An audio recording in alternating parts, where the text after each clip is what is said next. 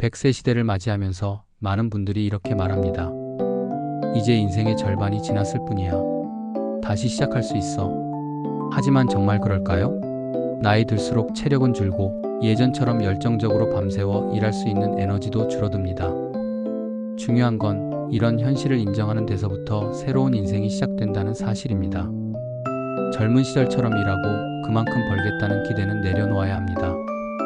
은퇴 직전이 대부분의 사람들에게 가장 수입이 많을 때이기 때문에 그 수준을 다시 맞추는 건 거의 불가능에 가깝습니다. 그래서 제2의 직업을 찾을 때는 할 수 없는 것을 먼저 인정하고 출발해야 합니다. 예를 들면 이런 겁니다. 50대 후반에 요식업을 하던 한 분이 계셨습니다. 오랜 시간 서서 일하고 무거운 식재료를 옮기며 장사하던 일은 이제 체력적으로 감당이 안 되는 상황이었습니다. 처음엔 예전처럼 장사를 다시 해보려 했지만 며칠 만에 몸이 고장나는 걸 느끼고 결국 방향을 바꿨습니다. 그분은 자신이 음식 솜씨가 좋고 사람들과 소통하는 걸 좋아한다는 점을 살려 온라인 쿠킹 클래스를 시작했습니다.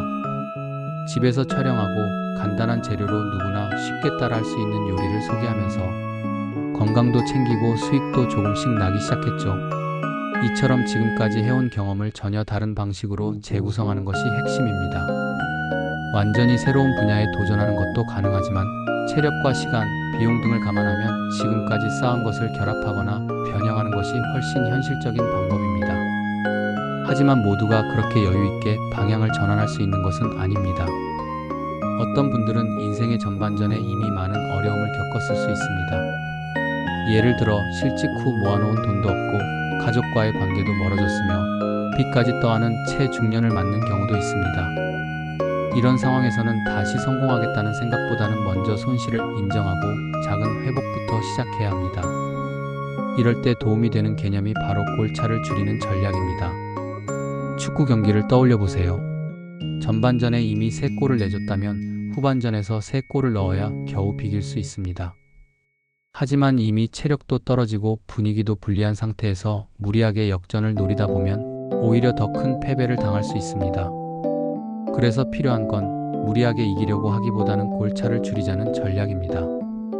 지금의 손실을 조금이라도 줄이고 불행을 조금이라도 덜어내는 게 현실적인 목표가 되어야 합니다. 행복을 꿈꾸기 전에 먼저 불행을 직시하고 받아들이는 용기, 그리고 그 불행 속에서 한 발 한 발 나아가는 실존적인 삶, 이것이 중년 이후의 회복이 시작되는 지점입니다. 그리고 꼭 기억해주세요. 삶의 후반전에는 비우고 버리고 단순하게 가는 게 중요합니다.